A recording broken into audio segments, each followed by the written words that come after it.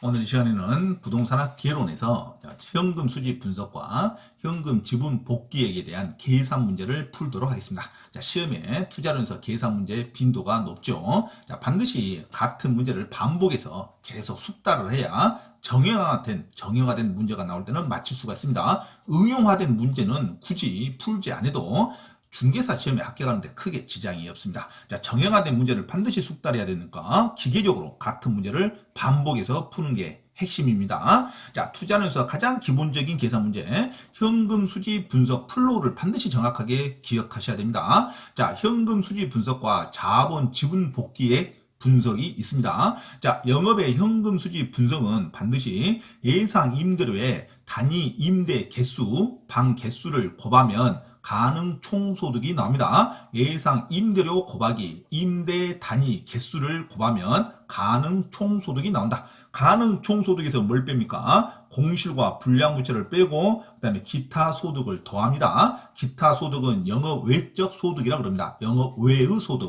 그것을 더해주면 유효 총소득이 나온다. 자, 유효 총소득에서 이제 반드시 나가야 할 영업 경비가 있죠. 영업 경비를 빼주면 순영업 소득이 나옵니다. 자, 순영업 소득에서 은행에 돈을 빌려서 임대 사업을 한 사람은 은행 돈을 갚아야겠죠. 그래서 은행을 돈 빌려서 갚는 것을 부채 서비스액이라고 그럽니다. 자, 부채 서비스액을 원리금이라고도 그래요. 원금 플러스 이자. 그래서 순영업 소득에 부채 서비스액을 빼주면 세전 현금 수지가 나옵니다. 자, 세전 현금 수지는 아직 세전 국가에 내는 세금을 아직 내기 전이라 이거죠. 세전 현금 수지에서 영업소득세를 빼주면 이제 최종 세후 현금 수지가 나와서 순수 내 주머니에 들어가는 최종적인 소득 기준이 됩니다. 그래서 영업의 현금 수지 분석 빨리 반드시 반복하셔야 됩니다. 예상 임대료 곱하기 가능 임대 단위수를 곱하면 가능 총소득, 가능 총소득에서 공실과 불량부채를 빼고 그 다음에 기타 소득을 더하면 유효 총소득, 유효 총소득에서 영업 경비를 빼면 순영업 소득, 자, 순영업 소득에서 부채 서비스액을 빼면 세전 현금 수지, 세전 현금 수지에서 영업 소득세를 빼면 세후 현금 수지가 나옵니다. 반드시 과정으로 플로우로 정확하게 숙지하셔야 됩니다. 그 다음에 지분 복귀액에 대한 현금 수지 분석이 있습니다. 자, 지분 복귀액, 그러면 내가 아파트를 투자해서 팔아가지고 매매 차익을 얻었다, 그렇게 생각하면 됩니다. 아파트를 사서 자, 시세가 오르면 팔아야 됩니다. 팔아야 내 돈이 되죠. 시세가 오른 것으로 만족하면 안 되죠. 자, 그래서 지분 복귀액은 반드시 팔아야 됩니다. 그래서 매도 가격부터 시작합니다. 매도 금액이 있어야 내 돈이 되는 거죠. 자, 매도 가격에서 자, 아파트 팔 때는 파는 경비가 있죠. 중개 수수료 내야 되니까 매도 가격에서 매도 경비를 빼면 순매도액이 나옵니다. 자, 순매도액에서 자, 은행에 돈 빌려가지고 아파트 산 사람 많이 있죠. 그러면 은행 돈 다 갚아야 되죠. 아파트 팔았으면 근저당권 말소해야죠. 그래서 순매도액에서 미상한 저당 잔금을 빼는 겁니다. 미상한 저당 잔금을 빼면 세전 지분 복귀액이 나옵니다. 세전 지분 복귀액에서 이제 양도소득세 빼야죠. 양도소득세를 투자론에서는 지분이득세라 그럽니다. 지분이득세를 빼는 거죠. 그러면은 순수 내가 아파트를 팔아서 버는 돈이 나옵니다. 세후 지분 복귀액이 나온다. 그래서 지분 복귀액은 플로우가 아주 간단하죠. 그래서 어려운 게 아닙니다. 자, 지분 복귀액은 매도 가격부터 시작한다는 것만 기억하시면 되죠. 자, 매도 가격에서 매도 경비를 빼면 순매도액이 나온다. 자, 순매도액에서 미상한 저당 잔금을 빼면 세전 지분 복귀액이 나온다. 세전 지분 복귀액에서 자본이득세, 양도소득세를 빼면 세후 지분 복귀액이 나옵니다. 자, 그래서 영업을 해서 나오는 현금 수지와 매도를 해서 발생하는 지분 복귀액에 대한 분석은 반드시 숙달하셔야 됩니다. 자, 여기에서 부채 서비스라는 용어는 자, 저당 지불액이라고 합니다. 자, 부채 서비스액을 저당 지불액 또는 원리금이라 그럽니다. 은행에 돈을 빌렸으면 갚아야 할 금액을 말하죠. 원금 플러스 이자, 원리금 또는 저당 지불액 또는 부채 서비스액이라 그럽니다. 자, 부채 서비스액, 원리금을 구할 때는 내가 얼마를 빌렸냐, 대출액에다가 저당 상수라는 계수를 곱해버리면 원금 플러스 이자가 똑같이 갚아야 할 그 기간 동안 매기 상환할 금액이 똑같이 나옵니다. 그래서 원리금, 부채 서비스는 어떻게 구한다? 대출액 곱하기 저당상수. 아주 간단한 공식이죠. 이 공식은 반드시 외워줘야 됩니다. 그래서 원리금, 원금과 이자는 총 내가 얼마를 갚아야 되냐? 매달 원리금을 얼마 갚아야 되냐? 그러면 대출액 곱하기 뭘만 곱하면 된다? 저당상수라는 계수를 곱하면 됩니다. 자, 그래서 저당상수 곱하기 대출액이 갚아야 할 원금 플러스 이자, 원리금이 나옵니다. 부채 서비스액, 원리금, 저당 지불액은 어떻게 구한다? 대출액, 대부 금액 곱하기 저당 상수면 됩니다. 자, 그 다음에 영업소득세는,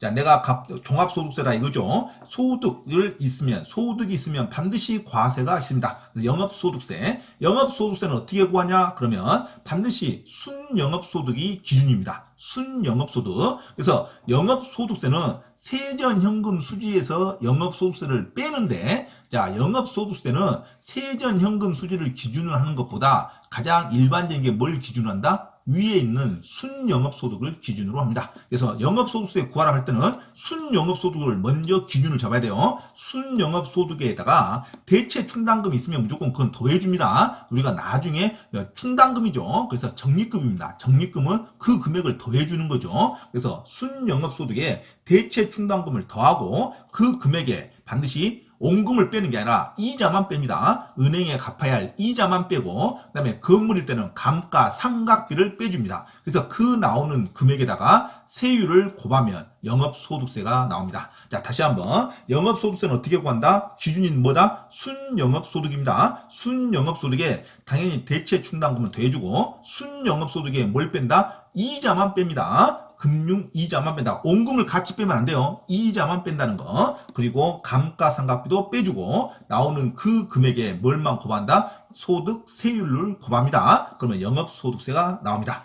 자, 예외적으로 아주 극히 어떤 문제에서는 세전현금 수지를 기준으로 잡으라는 것이 있어요. 그러면 세전현금 수지를 기준으로 잡을 때는 당연히 대체 충당금을 더해주고, 세전현금 수지는 순영업소득에서 원금 플러스 이자, 원리금을 빼면 자, 세전현금 수지가 나오죠. 그러니까 세전현금 수지는 원금을 집어넣어줘야 됩니다. 그렇죠? 자, 원금과 이자를 다 뺐잖아요. 원래 영업소득세는 이자만 뺀다 그랬죠. 이자만 빼니까 세전현금 수지를 기준으로 잡을 때는 당연히 대체 충당금은 더해주고 원금을 다시 플러스를 해줘야 된다. 원금만 플러스하면 되죠. 이자는 이미 뺐으니까 순영업소득에서 이해하시죠? 자, 그래서 세전현금 수지를 기준으로 잡을 때는 대체 충당금을 더하고 원금을 더하고 감가상각비를 빼주면 똑같은 현상이 나옵니다. 그 금액에다가 세율만 곱하면 영업소득세가 됩니다. 자, 영업소득세는 별다른 말이 없으면 기준을 뭘로 잡는다? 순영업소득을 잡습니다. 순영업소득에 은행에 이자만 빼고 감가상각비를 빼서 나오는 금액에 세율을 곱하면 순영업소득이 구해집니다. 그러면 그 구해지는 순영업소득을 세전현금 수지에다가 영업소득세를 빼야 최종적으로 세후 현금 수지가 나옵니다. 자, 현금 수지 분석의 플로우를 반드시 기억하셔야 된다. 자, 그러면 이제 구체적인 문제로 들어가도록 하겠습니다. 자, 구체적인 문제가 먼저 1번이 나오죠. 자, 왼쪽으로 보시면, 자, 문제 1번. 다음은 임대주택의 1년간 운영실적에 관한 자료다. 임대주택 사업을 통해 얻을 수 있는 세후 현금 수지의 금액은 이렇게 물어봤죠. 세후 현금 수지의 금액을 물어보면, 자, 이 오른쪽은 해설입니다. 자, 왼쪽에 이런 예시만 주어집니다. 자, 세후 현금 수지를 구하라 하면은 위에서부터 가능 총소득부터 세후 현금 수지까지 플로우를 물어보는 겁니다. 자, 그래서 반드시 호당 임대료가 800만 원이죠. 그 다음에 임대 가능 호수가 몇 개? 35. 그러니까 무조건 곱하는 거죠. 가능 총소득도 구해야 됩니다. 그래서 가능 총소득은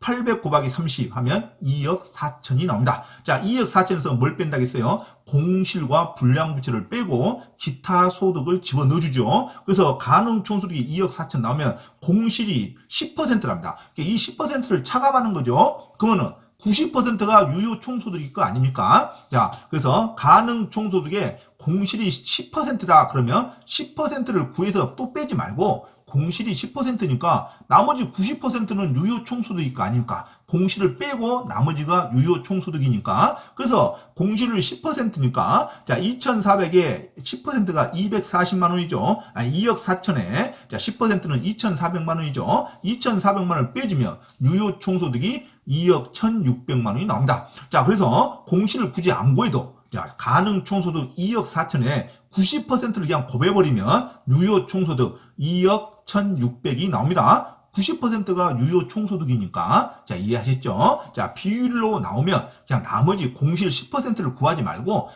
90%가 유효 총소득이네. 그래서 2억 4천에 90%만 곱하면 유효 총소득이 나옵니다. 자 유효 총소득 2억 1,600만 원이 나왔습니다. 자 2억 1,600만에서 이제 영업 경비를 빼야죠. 유효 총소득에서 영업 경비를 빼면 순영업소득이 나옵니다. 그러면 영업 경비 반드시 나가야 할 돈이죠. 운영 비용이죠. 운영 비용을 영업 경비라 그럽니다. 그래서 1,600만 원을 빼주는 겁니다. 영업 경비에서. 그러면 순영업 소득이 나옵니다. 자, 2억 1,600에서 운영 비용, 영업 경비를 빼주면 딱 2억이 순영업 소득이 나옵니다. 자, 순영업 소득에서 자, 부채 서비스에 원금 플러스 이자를 빼줘야겠죠. 자, 부채 서비스 올리금이 자, 융자 이자와 원금을 합쳐야겠죠. 그래서 원금 산행액 7천만 원과 융자 이자 2천만 원을 합쳐서 올리금이라 그럽니다. 그래서 9천만 원을 빼주는 거죠. 그러면 세전 현금 수지가 나옵니다. 자, 세전 현금 수지가 그래서 자, 1억 1천만 원이 나왔습니다. 자, 1억 1천만 원에서 뭘 빼야 됩니까? 영업소득세를 빼줘야 됩니다. 자, 영업소득세가 지금 A시에 나와 있지 않죠? 자, 그럴 때는 영업소득세를 얼른 다시 구해줘야 됩니다. 자, 영업소득세는 어떻게 구한다 했습니까? 순영업소득을 기준으로 잡는다 했어요. 순영업소득이 2억이죠. 2억에서 이제는 원금을 빼면 안 되고 이자만 빼는 겁니다. 그래서 이자 2천을 빼고 그 다음에 감가상각비를 또 빼주는 거죠. 감가상각에 1,000만 원을 또 빼줍니다. 그래서 2억에서 2천 빼고 1,000을 빼면 3천을 빼는 거죠. 그러면 1억 7천이 나옵니다. 자, 1억 7천에 세율이 30%를 곱하면 영업소득세가 나옵니다. 1억 7천에 30%는 5,100만 원이 나옵니다. 그래서 5,100만 원이 영업소득세예요. 그래서 세전 현금 수지 1억 1천에 5,100만 원을 빼면 우리가 구하는 세후 현금 수지 자 5,900만 원이 나옵니다. 그래서 1억 1천만 원에 영업소득세 5,100을 빼면 5,900만 원이 세후 현금 수지가 된다. 그래서 답은 2번이죠. 자, 세후 현금 수지 5,900만 원이 됩니다. 이 플로우를 계속 연습을 하셔야 됩니다. 자, 그러면은 다음 문제를 한번 다시 풀도록 하겠습니다. 자, 문제 2번이죠. 자, 다음은 임대주택의 1년간 운영 실적에 관한 자료이다. 이 자료를 이용하여 산정한 임대주택의 세후 현금 수지를 물어봤죠. 자, 세후 현금 수지를 물어보면 항상 가능 총소득부터 세후 현금 수지까지 플로우를 물어보는 겁니다.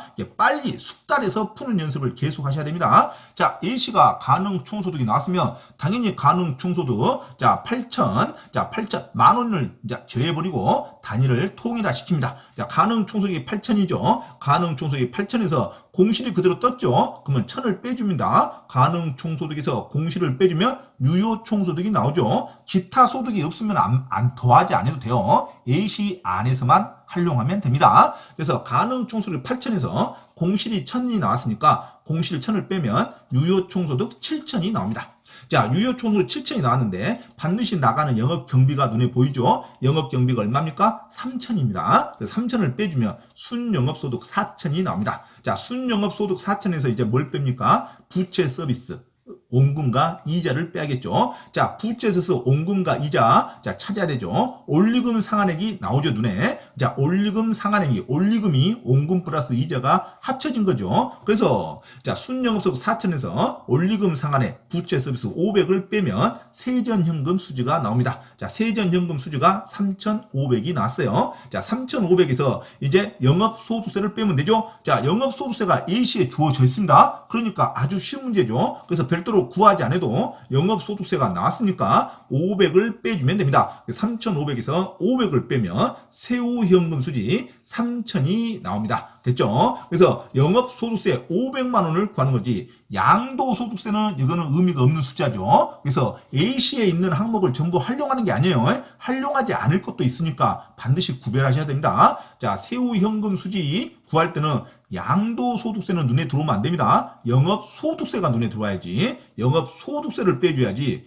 양도소득세 1000을 빼면 안 되죠. 그래서 현금 수지는, 세후 현금 수지는, 자, 반드시 영업소득세를 빼주는 거다. 자, 지분복귀액이라는 단어가 나올 때 양도소득세를 빼주는 거죠. 지분복귀액과 그 다음에 운영수지, 현금 운영수지를 반드시 구별하셔야 됩니다. 그래서 임대주택의 세후현금 수지는, 자, 정답은 3천만 원이 됩니다. 됐죠? 자, 그러면 문제 3번을 다시 한번 연습합니다. 자, 문제 3번.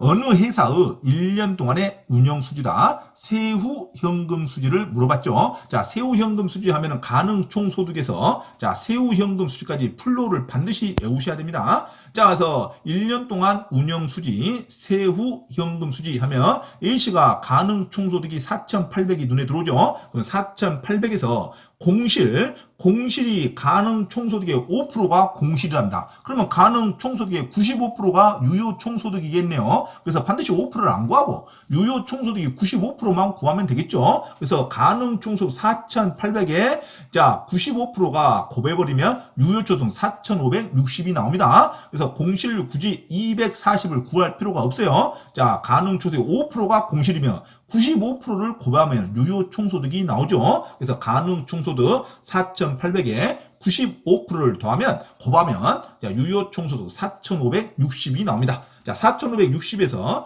영업 경비를 빼는 거죠. 영업 경비는 반드시 밑에서 영업 경비가 나오죠. 240을 영업 경비를 빼면 순영업 소득이 나온다. 자, 순영업 소득이 그래서 4,320이 나옵니다. 4,320에서 뭘 뺍니까? 부채 서비스를 빼는 겁니다. 부채 서비스 원금과 이자를 말합니다. 그래서 원금 상환액 200과 이자 비용 800을 더해야죠. 그래서 1000을 빼는 겁니다. 그래서 순영업소득 4,320에서 1000을 빼면 세전 현금 수지가 나온다. 세전 현금 수지 3,320에서 영업소득세를 빼야 되는데 여기서는 영업소득세가 안 나왔으니까 계산을 해야겠죠. 자, 얼른 영업소득세를 계산해야 됩니다. 영업소득세를 어떻게 계산한다? 기준이 순영업소득을 기준으로 합니다. 그래서 4,320에서 이자만 빼는 겁니다. 원금 빼면 안 돼요. 이자만 빼면 800을 빼고 그 다음에 감가상백 200을 또 빼는 거죠. 그래서 4,320에서 800 빼고 200 빼면 3,320이 나옵니다. 3,320에